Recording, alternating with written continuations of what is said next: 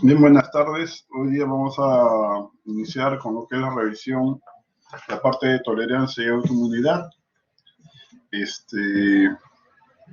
Bueno, la tolerancia es un proceso inmunológico, ¿no? La tolerancia inmunológica que consiste en la falta de respuesta frente a la reexposición a algún antígeno.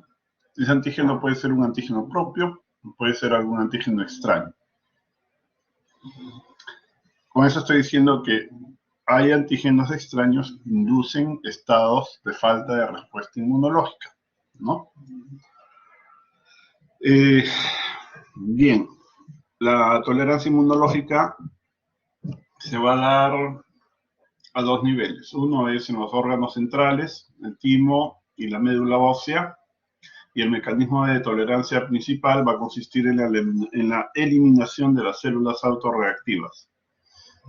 A nivel periférico, los mecanismos principales son la anergia clonal, la supresión clonal, y también, por supuesto, tenemos mecanismos de eliminación de clonas autorreactivas por inducción de muerte, ¿no? O sea, también se dan los procesos de lesión clonal, aunque no son los principales, ¿ya? Bueno, entonces la tolerancia inmunológica es la falta de respuesta frente a la reexposición a algún antígeno, ¿no? Puede ser para antígenos propios o extraños, ¿ya? El antígeno puede tener, digamos así, un rol ambivalente, ¿ya? Puede inducir activación o tolerancia dependiendo de las condiciones de la exposición. Si los antígenos propios a nivel periférico son presentados normalmente a bajas concentraciones, desde el punto 1, 2, hay ausencia de coestimuladores, punto 2, del punto 3 hay ausencia de citoquinas que puedan inducir respuestas inflamatorias, ¿no? En esas condiciones, si el linfocito autorreactivo interactúa con el autoantígeno, bueno, la falta de coestimulación y la falta de señales de activación va a hacer que la célula entre en anergia, ¿no? Si el mismo antígeno es presentado con coestimuladores en un contexto inflamatorio, entonces esto puede desencadenar la activación de la célula autorreactiva. Entonces, el mismo antígeno puede inducir uno u otro estado dependiendo de la presencia o ausencia de estímulos y moléculas de coestimulación. Bien, aquellos antígenos que inducen tolerancia inmunológica se llaman tolerógenos, ¿no? O antígenos tolerogénicos, ¿ya? Y el mecanismo por el cual se genera la tolerancia inmunológica se llama, a los antígenos propios, se llama autotolerancia. Ese señor Paul Ehrlich fue un investigador, ¿no? Uno de los padres de la inmunología. Él acuñó el término horror autotóxico, porque al comprender la importancia de la respuesta inmune, ¿no? Como mecanismo de defensa, no se imaginaba que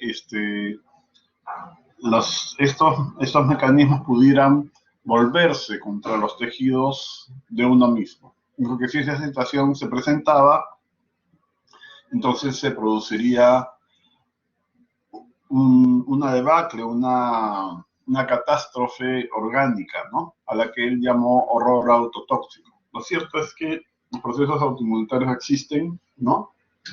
Y de hecho, nosotros tenemos células que tienen la capacidad de poder reaccionar contra los tejidos sanos. Frank McFarlane, él acuñó en sus estudios, ¿no? Él fue quien propuso la teoría de la lesión clonal, ¿ya? Y demostró la existencia de procesos en los cuales se eliminaban células autorreactivas, ¿ok? entre otras investigaciones, por supuesto. Bien, la tolerancia inmunológica, de lo que se trata, la finalidad es eliminar o inactivar a linfocitos autorreactivos. ¿Ya? Esa es la idea. La tolerancia es antígeno específica, ¿no? El antígeno va a reconocer algún antígeno propio específico. Cuando se produce el reconocimiento, la falta de mediadores que ayuden a su activación va a hacer que la célula entre en estado de anergia. ¿Ya? Bueno, ¿dónde y cómo es que se induce la tolerancia inmunológica? Como les decía, hay dos lugares, a nivel central, a nivel periférico. Si el reconocimiento se produce a nivel central, ¿no? Este tipo de la regulación se va a dar sobre células que están en procesos de maduración. En el caso de los linfocitos T, la regulación va a inducir mayormente muerte de la célula autorreactiva. Quien va a generar la señal que indica que la célula es autorreactiva es el mismo receptor del linfocito T. ¿Ya? En cambio, a nivel periférico, cuando las células ya maduraron, ya poblaron los órganos linfoides periféricos, los mecanismos de tolerancia periférica más bien actúan de una manera diferente, ¿no? Por ejemplo, para inducir los estados de anergia, el receptor del linfocito T se va a activar, ¿no? Y va a comenzar a reclutar moléculas para continuar con los procesos de señalización. Esto va a ser bloqueado, ¿no? Por citar un ejemplo. El bloqueo va a llevar a que la célula se vuelva una célula no respondedora, de la que vamos a llamar célula anérgica. Otro mecanismo de regulación periférico va a estar a cargo de los linfocitos T reguladores. Hay dos tipos de linfocitos T reguladores. Aquellos que se forman en el timo, ¿no? Al momento de la selección negativa, y la señal que induce la generación de linfocitos T reguladores a ese nivel van a ser señales que se encuentran próximas al umbral de autorreactividad, ¿ya? El regulador que se forma de esa manera va a ser específico para el antígeno que generó la señal, ¿no? Si interactuó con insulina, va a ser un regulador para aquellas, y va a proteger aquellas células que expresan el antígeno de insulina, y así por el estilo. Su función es suprimir, ¿no?, la actividad de otras células autorreactivas. Entonces, son linfocitos T supresores. Estos linfocitos reguladores que se generan en el timo los vamos a llamar linfocitos T naturales, ¿no? En la periferia también se puede inducir la formación de linfocitos T reguladores, a los cuales los vamos a denominar linfocitos T inducidos, ¿ya? Bueno, hay antígenos que no son expuestos o no son presentados fácilmente para que sean reconocidos por las células autorreactivas, como que quedan ocultos, ¿no? Ahí hay una teoría que es la teoría de la epítope criptogénica, que como les comenté en algún momento, la presentación de los antígenos no es uniforme, no hay un balance 50-50, lo que hay es una dominancia, ¿no? Entonces hay antígenos que se presentan de 1 millón de veces, no, bueno, que se presentan 1 millón de veces contra otros que de repente se presentan 1 o 2. Obviamente, aquellos antígenos que se exponen mejor pueden interactuar mejor con las células, en este caso las células autorreactivas, y pueden ser eliminados. Los antígenos que quedan ocultos, no, porque las células no los van a encontrar porque están escondidos. Esas van a pasar a circulación.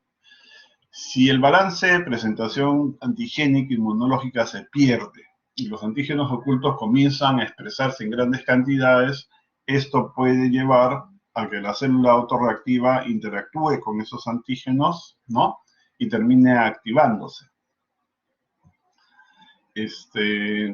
La activación o la presentación de este tipo de antígenos que están secuestrados normalmente, se produce en procesos inflamatorios crónicos, ¿no? Ese es uno de los mecanismos de inducción de respuestas autoinmunitarias que se propone frecuentemente.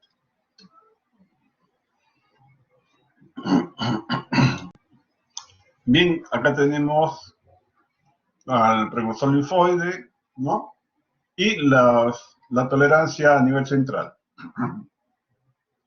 A nivel central tenemos que el linfocito T puede ser eliminado, el B también, ¿no? Induciendo muerte por apoptosis en caso de que la célula sea reactiva. Si la señal es próxima al umbral de autoinmunidad o de autorreactividad, la célula T puede volverse un regulador, ¿ya? En caso del linfocito B, el linfocito B puede interactuar con los antígenos de dos maneras. Una es asociándose a antígenos que están presentados en la matriz celular, o sea que son expresados por células de la matriz celular. Las interacciones de este tipo son extensas, son interacciones que generan mucha señal y pueden inducir muerte apoptósica, ¿no? O puede ser al revés. Puede ser que la señalización intensa en el linfocito B induzca la aparición o expresión de las moléculas BCL2, impidiendo que la célula autorreactiva muera. Estas células que tienen esa expresión BCL2 al momento de la selección negativa van a pasar por un proceso que se llama edición del receptor. Digamos así que van a retornar, se van a suceder cambios epigenéticos a nivel de las secuencias de reconocimiento, ¿no? Que van a dar lugar a que se modifique la especificidad del receptor, ¿no? Esta célula con el receptor modificado vuelve a pasar por el proceso de selección negativa, ¿ya? Si ya no es autorreactiva, entonces pasa a poblar los órganos linfoides periféricos. A nivel periférico, bueno, en el caso de los linfocitos T teníamos la energía clonal, ¿no? La apoptosis, se la comenté, y los mecanismos de supresión que dependen de la actividad de las células T reguladoras. No se olviden que hay dos tipos, las que son naturales, ¿no? Que surgen en el timo, y las inducidas que surgen en los tejidos periféricos. Bueno, entonces, la tolerancia en linfocitos T es tolerancia central. El mecanismo principal es la selección negativa. Ahí se generan las células T reguladores. Hay un gen importante que da lugar a la presentación de antígenos que normalmente se encuentran en glándulas que están por fuera del timo, ¿no? La falta o los defectos del gen aire hace que esos antígenos glandulares no se expresen. Entonces pasan a circulación células autorreactivas que van a reaccionar contra varias glándulas del organismo, dando lugar a que se presente este síndrome, que es el síndrome de poliendocrinopatía autoinmune de tipo 1. Tenemos acá la tolerancia periférica, un mecanismo de anergia, ¿no? Les explicaba que va a haber un bloqueo de la señal del receptor del linfocito T, ¿ok? Lo que va a ocurrir después es que aquellas moléculas que la señalización del receptor haya podido reclutar van a ser ubiquitinizadas, o sea, van a ser marcadas para su degradación, ¿ya? Y además se van a reclutar receptores que van a inhibir a la molécula coestimuladora CD28, de forma que la célula entra en un estado de anergia. Las células enérgicas pueden morir por apoptosis, ¿no? O también se ha observado que en algunos casos son capaces de recuperar su actividad funcional. Otra forma de mantener la tolerancia periférica es a través de moléculas como la CTLA4, que son expresadas por los reguladores, ¿no? Y la molécula PD1, que se expresa preferentemente en los tejidos periféricos. Bien, de la lesión clonal también ya les comenté. Bien, la tolerancia de linfocitos T en el timo se va a dar en la médula tímica, ¿no? El mecanismo principal es la muerte inducida por apoptosis. La muerte por apoptosis del linfocito T va a depender de la señal que proviene del mismo receptor del linfocito T, ¿ok? Esa señal, en el caso de las células autorreactivas, va a activar moléculas de la familia proapoptósica solo BH3 que va a desencadenar, ¿no? La activación de las vías de muerte, preferentemente a través de la vía mitocondrial. La otra probabilidad es que se formen reguladores, ¿no? Señales fuertes dan lugar a la formación de reguladores, que son reguladores naturales, ¿no? Estos reguladores son antígeno específicos, o sea, el antígeno, la célula va a regular o suprimir la respuesta contra aquellas células que expresan el antígeno que las activó, ¿ya? Y aquí tenemos la señal, ¿no? La señal de autorreactividad la tenemos al extremo, al lado derecho, y aquellas señales que están próximas al umbral de autorreactividad son las señales para la formación de linfocitos T reguladores. Nuevamente, ¿no? La activación normal depende de las interacciones entre el complejo de reconocimiento y los pares de coestimulación, básicamente.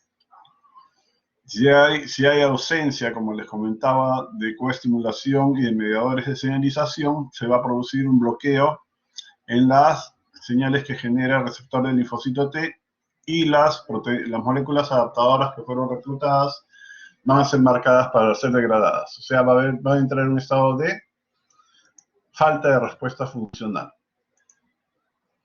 ¿no? La otra es que algún linfocito T regulador bloquee la activación de la célula autorreactiva. Ya eso se hace por mecanismos de supresión, ¿no? Regularmente lo que se hace lo que hace esta célula es liberar interleuquinas, ¿no? Que impiden la activación del linfocito autorreactivo, bloqueo en la activación. Y finalmente se puede inducir muerte, ¿no? Pero, como les repito, no es el mecanismo principal.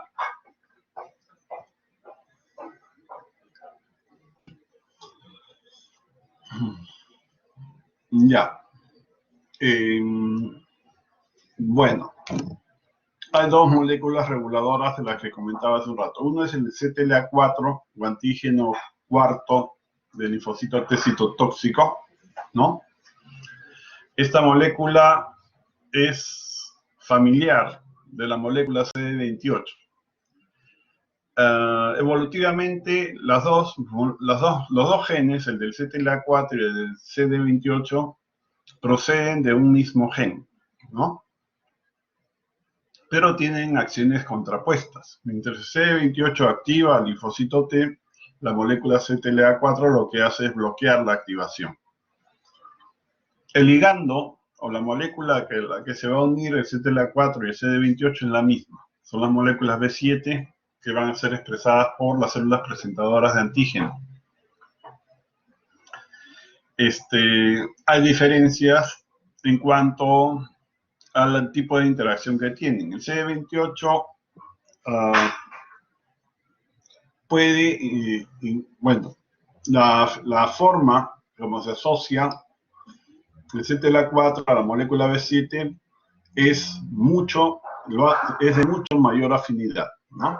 Tiene una afinidad 10 a 20 veces mayor, en otros trabajos está hasta 100 veces mayor, de forma que puede desplazar a la molécula CD28 de su unión con esta molécula o ganarle al momento de intentar asociarse, ¿no? Si se establece una suerte de mecanismo de competencia, la molécula que se va a asociar con más eficiencia a la molécula B7 va a ser la CTLA4.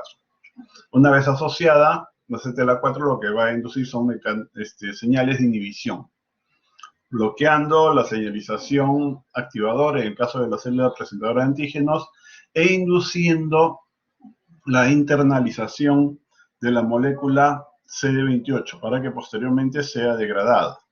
¿Ok?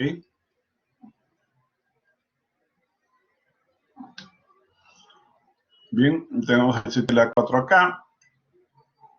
Acá tenemos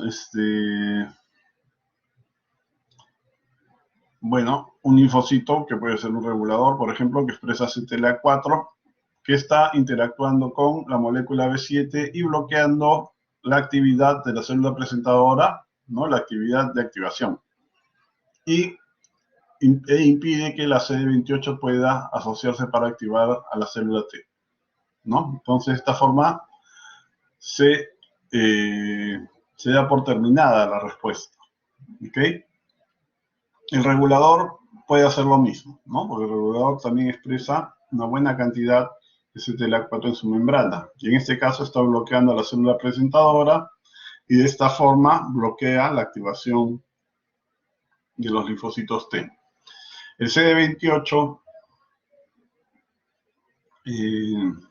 es endocitado para ser degradado y también el CTLA4 es capaz de retirar las moléculas B7 que son expresadas por las células presentadoras de antígeno para que posteriormente estas sean degradadas.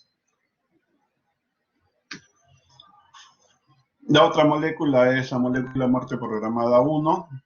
De esta ya hemos mencionado en clases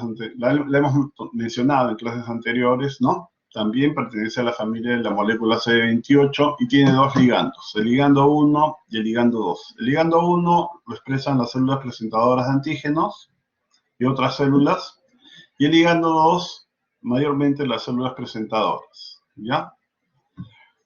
Lo que hace esta molécula, es reclutar fosfatasas, que lo que van a hacer es antagonizar, ¿no? Aquellas señales que son generadas por las enzimas o quinasas de activación, ¿no? De esta forma inhiben las señales que son generadas por el receptor del linfocito T y otras moléculas activadoras. A ver, no nos olvidemos que durante su activación, el linfocito T depende de la actividad de tirosincinasas. Entonces, las tirosincinasas lo que van a hacer es fosforilar. Van a fosforilar diferentes moléculas adaptadoras y activadoras, ¿no? Que son las encargadas de formar parte de las rutas de señalización. ¿Qué hace el PD1? El PD1 promueve la formación de fosfatasas, o sea, moléculas o enzimas que lo que hacen es desfosforilar. Van a retirar los fósforos que fueron incluidos durante la activación y de esta manera se van a bloquear las vías de señalización.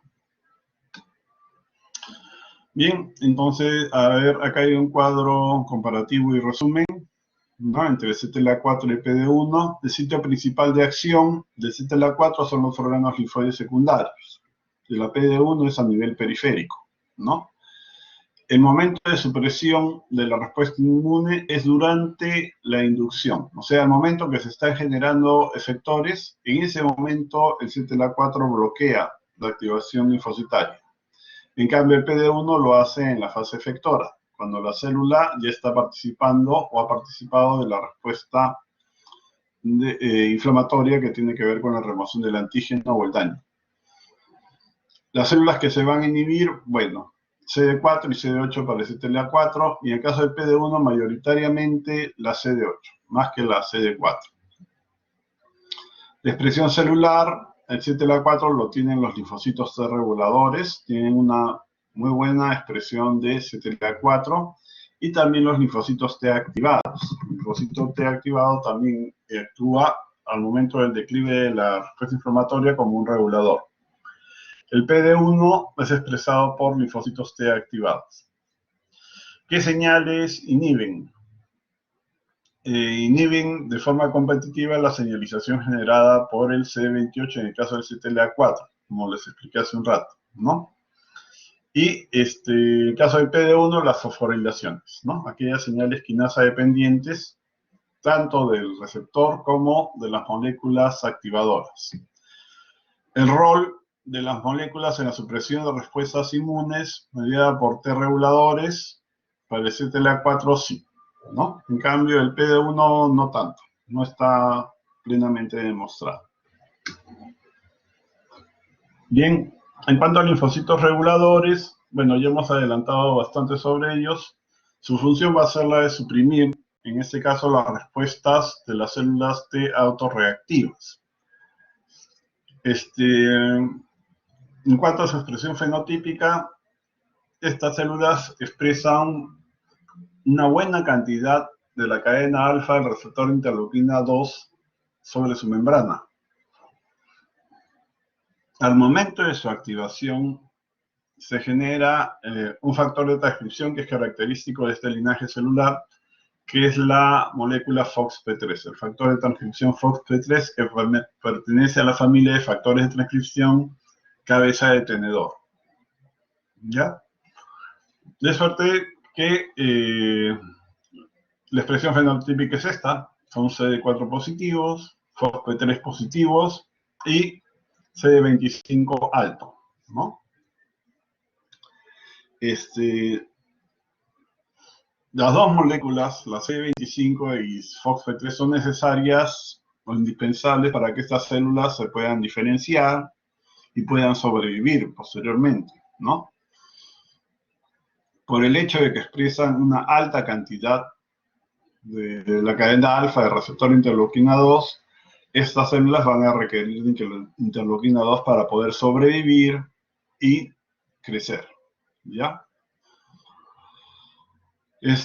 Bueno, como les comenté, también expresan niveles altos de la molécula de regulación CTLA4.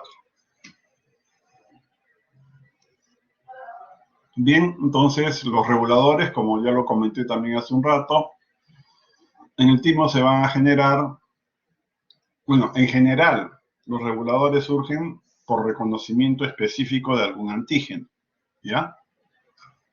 Tanto en el timo como en los órganos linfoides periféricos, ¿ok? En el timo, aquellos que se formen en el timo los vamos a llamar reguladores naturales, ¿no? En los órganos linfoides periféricos los vamos a llamar reguladores inducibles o adaptativos, ¿ya? Como les comentaba, la falta de señalización potente, ¿no? Da lugar a que se puedan generar este tipo de linfocitos T, reguladores, ¿ya?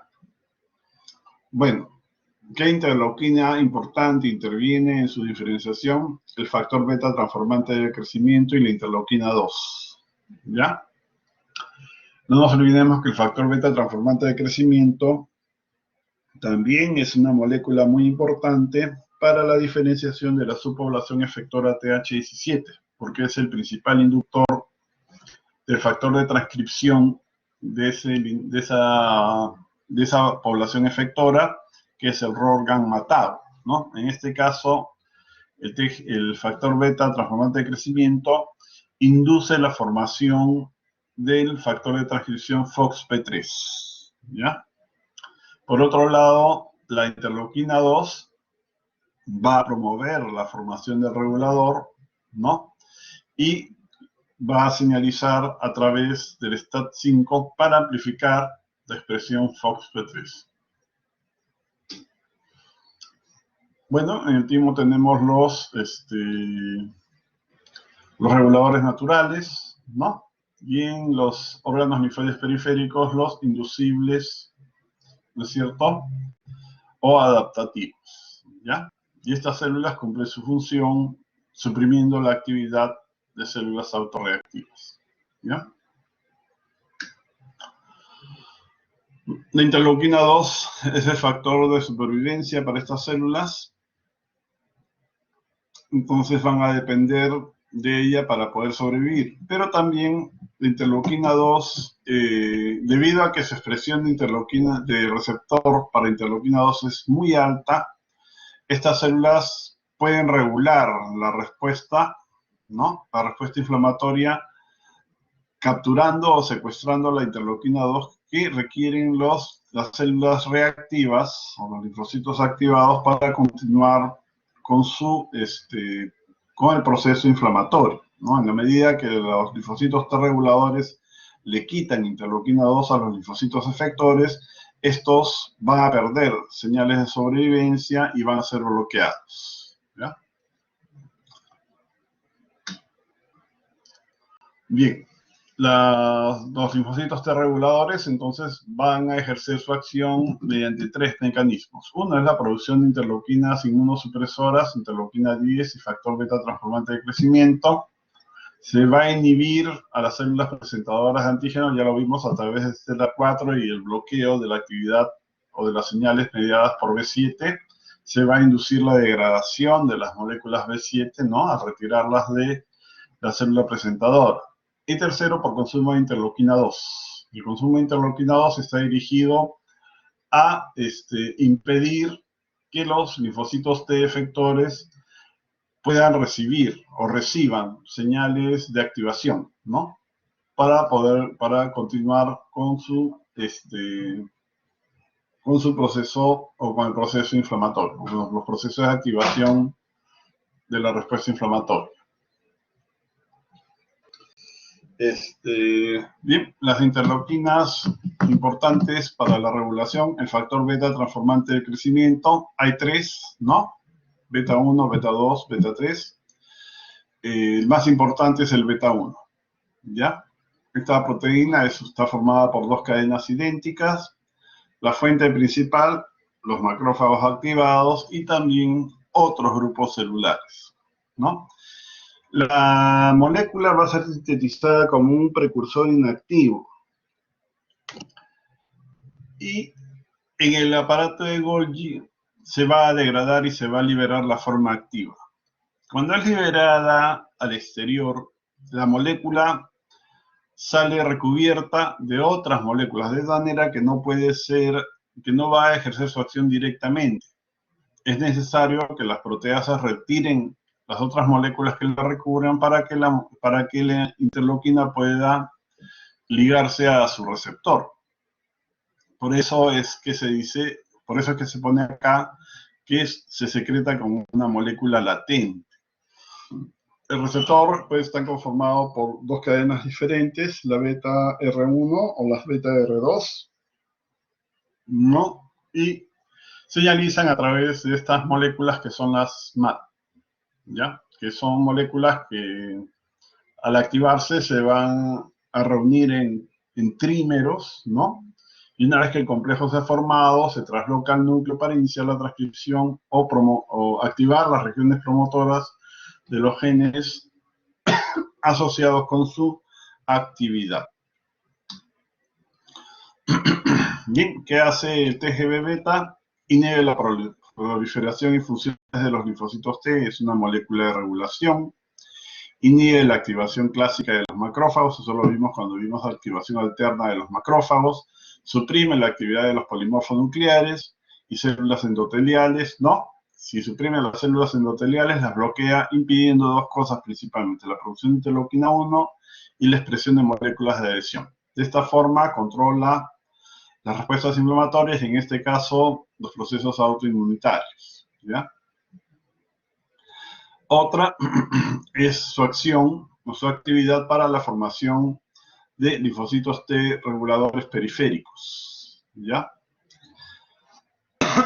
Y, bueno, sabemos también que promueve la diferenciación TH17 en el contexto de activación de células efectoras, ¿no? Es el principal promotor de la formación de receptor de este linaje que es el ROR gamma tau. Junto con la interleuquina 10, la interleuquina 6, ¿no? En mucosas, el factor beta transformante de crecimiento promueve el cambio de isotipo para la producción de inmunoglobulina A en el linfocito B. Y ya sabemos, pues, de las acciones que tiene esta interleuquina en la fase final de la respuesta inflamatoria para lo que se trata de inducir, ¿no? O favorecer los mecanismos de reparación y cicatrización, ¿no? Del tejido que ha sido dañado.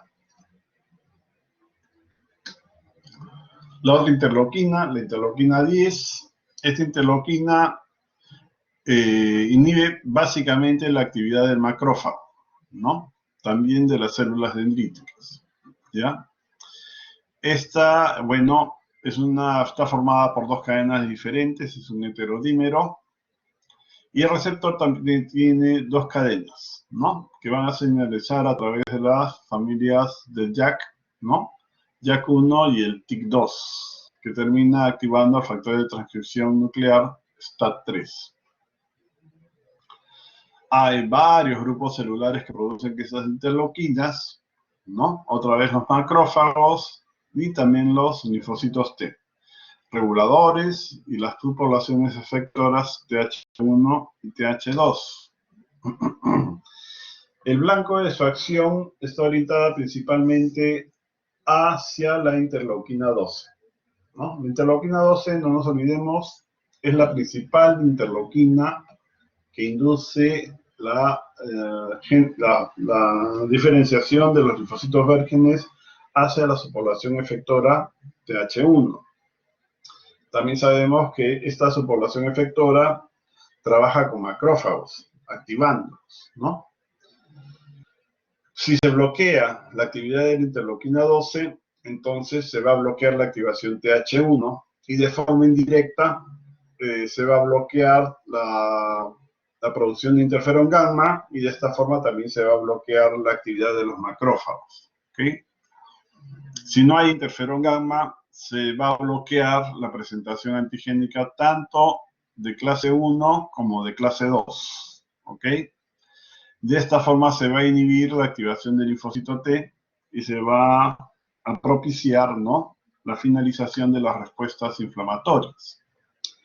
Con referencia a la tolerancia de los linfocitos B, también hay tolerancia central y periférica. Ya les expliqué lo que es la edición del receptor, la deleción clonal, ¿no? Y lo que es la energía clonal. Me parece que no terminé de explicar esa parte. Les decía que los linfocitos B pueden reconocer los antígenos unidos a células que están en la matriz, ¿no? En la matriz de la médula ósea, en este caso, que las interacciones son muy fuertes, que la célula puede morir por apoptosis o se puede pasar por el proceso de edición del receptor. La otra forma, como los linfocitos B que están madurando pueden interactuar con los antígenos, es cuando estos se encuentran en forma soluble, ¿ya? Cuando la interacción es con antígenos solubles, el linfocito B, que está siendo seleccionado negativamente, entra en bueno, en este caso las señales no son potentes, son señales de baja intensidad, que lo que van a hacer en la célula es inducir estados de anergia, ¿no? Y la célula enérgica, bueno, a la larga se puede morir. En la tolerancia periférica, bien, lo que va a ocurrir es que los linfocitos B que reconocen antígenos propios no van a encontrar la colaboración del linfocito T, ¿ya? Entonces va a producir mecanismos de energía y de lesión clonal, ¿no? Los mecanismos de energía y de lesión clonal que se van a producir depende de las interacciones que tenga el linfocito B con los antígenos propios, ¿ya? Acá se plantea que la célula B autorreactiva puede interactuar de forma repetida con antígenos propios. La estimulación continua, sin coestimulación, con el mismo antígeno, induce en estas células el estado de energía, ¿ya?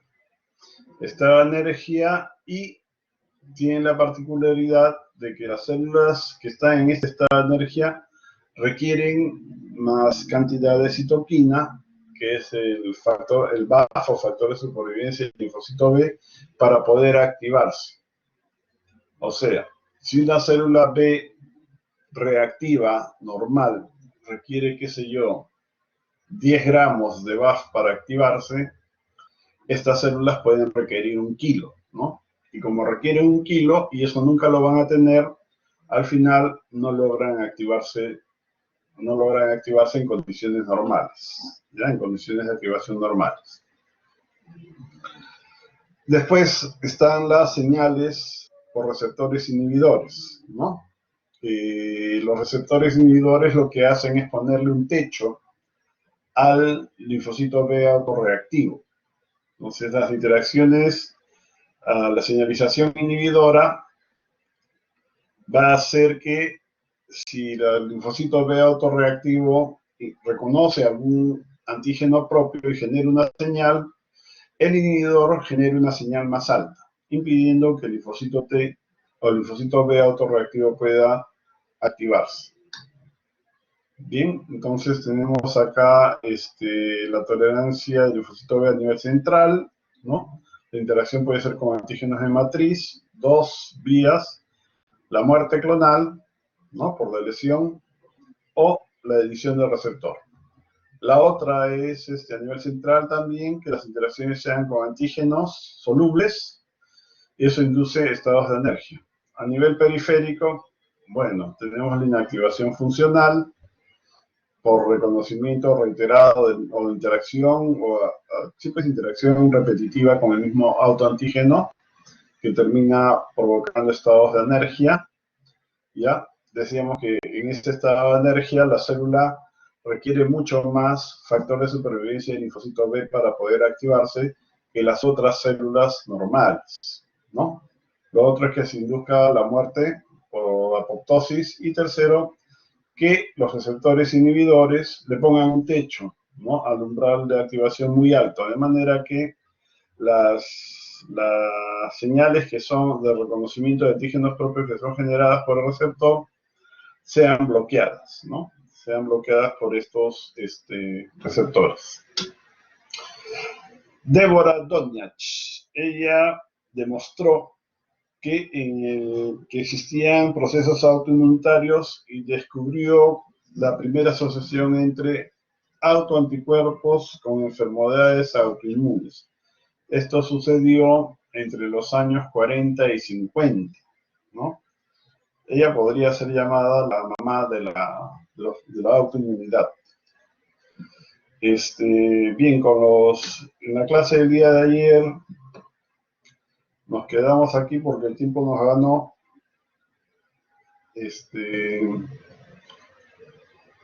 Pero como ustedes todavía falta, así que vamos a continuar. Bien, entonces para lo que es autoinmunidad, como siempre, o como ya hemos estado viendo, va a existir siempre un trasfondo genético que establece el riesgo, ¿no? Y van a haber factores ambientales que se van a constituir en los factores desencadenantes, ¿no? Entre ellos, importante, tenemos las infecciones, ¿no?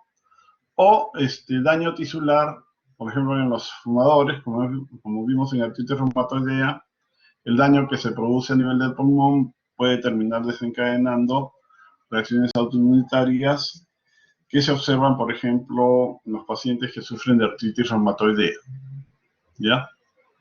También les dije en algún momento que existen dos extremos en los procesos autoinmunitarios, ¿no? Pueden ser órganos específicos, la enfermedad que siempre se toma de modelo para este caso es la tiroiditis de Hashimoto, o sistémicas, la enfermedad que siempre se toma de ejemplo es el lupus eritematoso sistémico. Los mecanismos efectores van a ser variados, los estamos viendo en los seminarios, ¿no? Y, bueno, estos procesos, el antígeno está presente en el organismo, entonces la respuesta inflamatoria siempre se va a poder desencadenar. Y en muchos casos los procesos son crónicos, ¿no? Y van a ir avanzando, o sea, van a ir produciendo más daño, o sea, son progresivas. Y en la medida que el antígeno esté presente, la respuesta inflamatoria se va a sostener, ¿no? Hay un mecanismo de amplificación de la respuesta inflamatoria autoinmune, que es el de la propagación del epítope, en la que un primer antígeno contra el cual hay una respuesta autoinmune desencadena una respuesta inflamatoria que se va a amplificar y puede dar lugar a que un segundo antígeno se comience a expresar, activando a una segunda célula autorreactiva. Entonces, la segunda célula autorreactiva lo que va a hacer es amplificar aún más la respuesta inflamatoria inicial.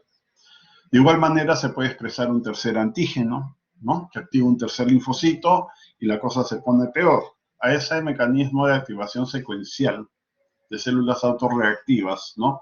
Por la expresión de antígenos autorreactivos se llama propagación del epítope. Y es un mecanismo de amplificación de la respuesta autoinmunitaria. Bueno, ¿por qué se producen los procesos autoinmunes? Porque hay alteraciones, ¿no? Problemas con la autotolerancia. Por definición, para que se presente un proceso autoinmunitario, tiene que romperse la tolerancia inmunológica. Entonces, ¿cuándo se rompe la tolerancia inmunológica? Cuando no hay una adecuada adhesión clonal, cuando no hay linfocitos T reguladores o funcionan mal, cuando la apoptosis es defectuosa y no se puede eliminar de forma adecuada los linfocitos autorreactivos, ¿no? Cuando los receptores inhibidores no funcionan, en fin, cuando cualquiera de los mecanismos de regulación no funciona o fracasa, ¿ya? Lo otro es que se conformen neoantígenos, ¿no? Como pasa en lupus, la asociación de DNA, por ejemplo, con otras moléculas, hace que se configuren neoantígenos, ¿no? Las alteraciones en la metilación del DNA. Y estos pueden ser reconocidos tanto por moléculas o por receptores de la inmunidad innata que van a terminar activando las células de la respuesta adaptativa, ¿ya? Las etapas de los procesos autoinmunitarios, bueno, son 4, ¿no? La fase de susceptibilidad, que corresponde al riesgo o la carga genética del paciente que va a desarrollar el proceso autoinmunitario. En la medida que existe el factor ambiental, se puede iniciar una respuesta autoinmune sin manifestaciones clínicas. Esa es la fase de inicio, ¿no? Cuando ya aparecen las manifestaciones clínicas, bueno, podemos decir que el proceso autoinmunitario se ha propagado, ¿ya? Se ha propagado, esa es la fase de propagación. En algunos casos, los pacientes logran los pacientes no. El sistema inmune logra regular la respuesta autoinmunitaria y se entra en una fase de regulación o de resolución. Hay otros casos en los que va a ser necesario administrar algún tipo de terapia que permita que la respuesta inflamatoria pueda ser controlada. En lo que es genética, siempre la presencia del complejo principal de histocompatibilidad, ¿no? Hay un grupo de genes no HLA, lo vimos cuando hicimos lupus, ¿no? Que están asociados con los procesos autoinmunitarios. Y también pueden haber algunas alteraciones individuales, como el caso de, por ejemplo, las alteraciones del gen aire, del regulador de autoinmunidad y el síndrome de poliendocrinopatía. Bueno, la asociación HLA con artritis, tenemos una muy buena asociación con el DRB1 y los riesgos, el riesgo relativo es de 4 a 12 veces mayor en relación a la población que no los tiene. ¿Ya? En la diabetes tipo 1 tenemos los tipos del DRB1, el 301 y el 401, ¿no? Con el DQB1 y el DQB1 201 y el DQB1 302, ¿no? Cuando hay asociación, cuando se presenta este tipo de gen, ¿no? El DRB1, 301, 401, el riesgo relativo de que el paciente desarrollo de artritis reumatoidea es 35 veces mayor con relación a la población que no lo expresa. Y así por el estilo, ¿no? Tenemos en esclerosis múltipla, el DRB1 1501, el riesgo relativo es 3 veces mayor. Ojo que la presencia o la expresión del antígeno HLA no define la aparición de la enfermedad. Los que no tienen también lo hacen, ¿no? Desarrollan enfermedades autoinmunitarias. Lo que sucede es que existe un riesgo relativo mayor, nada más, mayor, ¿ya? En espondilitis anquilosante los portadores de B27, bueno, tienen un riesgo relativo altísimo, ¿no?, de desarrollar la enfermedad, 100 a 200 veces mayor que aquellos que no son portadores del antígeno. Los efectos de las moléculas de regulación, ¿no?, y la señalización, bueno, acá tenemos otra vez al factor regulador de interferones de tipo 5, ¿no?, que se asocia con lupus, y así el STAT4, otra vez el TRAF1, que es una molécula que que pertenece a la familia de las moléculas del factor de necrosis tumoral, ¿no? Las alteraciones en la señalización, bueno, esta es una señalización proinflamatoria, ¿no? Ese tipo de respuesta sobreexpresada se observa en el caso de artritis reumatoidea. Inmunidad innata, bueno, los receptores de inmunidad innata evolucionaron para no crear problemas autoinmunitarios, ¿no? Pero pueden participar de forma indirecta. En el caso de la enfermedad celíaca, por ejemplo, el NOD2 estaría asociado con la presencia de procesos inflamatorios, ¿no?, porque lo van a activar peptidoglicanos bacterianos. Los efectos del complemento los hemos visto como ejemplo en lupus eritematoso sistémico, ¿ya? Y eso ya no me voy a extender porque ya se explicó. Defectos de los genes de citoquinas, ¿no? Principalmente la interleuquina 2 y su receptor, como ven. Defectos de interleuquina 10, ¿ya?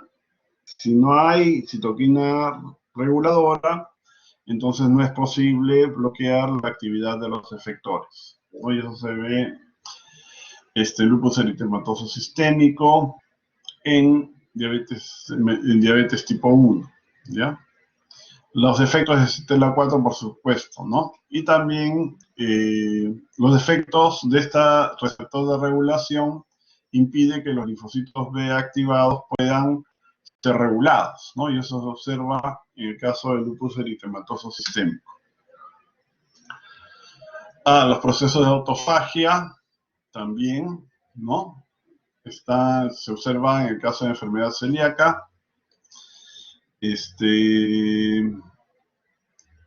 Bueno, la expresión o la respuesta contra autoantígenos, en el caso, por ejemplo, de la diabetes tipo 1, y así por el estilo, ¿ya? Bueno, dentro de las células, siempre es importante los macrófagos, ¿ok? Su función es, en estados de homeostasis, la remoción de las células muertas por apoptosis. Ya eso ya ni vuelta que dar. Y para hacerlo se vale de receptores tanto de tipo basurero o scavenger y otros tipos de receptores que pertenecen a la familia TAM. O sea, TAM porque son tres, el tiro, el AXL y el MER, ¿no? TAM, TAM, ¿ya? El receptor, el macrófago captura las células apoptósicas, las retira, las degrada, y una vez que se produce este hecho, va acompañado de la liberación de interleuquinas como la interleuquina 10 y el factor beta transformante de crecimiento. En la medida que la remoción de cuerpos apoptósicos se hace en condiciones normales, lo que se va a generar son microambientes tolerogénicos. En cambio, la activación, ¿no?, frente a en un contexto autoinmunitario, va a provocar daño, ¿no? Sabemos que el macrófago activado libera mediadores que causan daño tisular, eso ya lo hemos revisado. La respuesta inflamatoria exagerada va a producir cambios, y lo hemos visto en el caso de la artritis reumatoidea, los procesos de citrulinación, ¿no?, y los depósitos de moléculas citrulinadas en estructuras, en el caso de la artritis de la articulación, contra los que se va a dirigir la respuesta inflamatoria causando daño articular, ¿ya? Hay se pueden producir reacciones cruzadas, ¿no? Y también se da los mecanismos de mimetismo molecular, Un ejemplo es la fiebre reumática. Y bueno, como les decía hace un momento, los receptores de inmunidad innata, además de reconocer microbios, ¿no?, pueden fijar moléculas que han sido alteradas, ¿no? Alteradas y se transforman en autoantígenos por parte de los PD. ¿Ya? Entonces tenemos el macrófago y la variedad de receptores, ¿no?, de los que se vale para poder reconocer diferentes grupos moleculares. Y acá tenemos, por ejemplo, los receptores basureros, ¿no? Receptores basurero, bueno, entre otros receptores, ¿no? Bueno, acá están los receptores de complemento. Ya. Otro mecanismo que desencadena las respuestas inmunitarias son las apoptosis defectuosas, ¿ya? Los efectos en eliminación de células autorreactivas por fallas, ¿no?, en la vía del ligando receptor. Eso se puede observar en un modelo experimental que es el ratón MRL linfoproliferativo. La falta de caspasa 8. La caspasa 8 es una caspasa que es la caspasa iniciadora, ¿no?, iniciadora de la vía de muerte apoptósica por la vía del ligando receptor, ¿no? Si no hay caspasa 8, entonces no va a ser posible inducir muerte apoptósica en células autorreactivas, ¿no? La sobreexpresión del gen BCL2 por parte de las células autorreactivas, eso va a impedir que estas células puedan morir. Y lo que va a suceder es que en la medida que tienen una larga sobrevida, las clonas autorreactivas se van a ir acumulando, ¿no? Y eso, por supuesto, va a magnificar la respuesta autoinmune. La muerte excesiva, bueno, la muerte excesiva tiene que ver con lo que son los procesos de necrosis secundaria, ¿no? Necrosis secundaria que va a terminar amplificando la respuesta inflamatoria, ¿no? Y en la medida que se amplifica la respuesta inflamatoria, la presentación de los antígenos propios va a incrementarse y eso definitivamente va a amplificar, ¿no?, el daño a nivel de los tejidos. Bueno,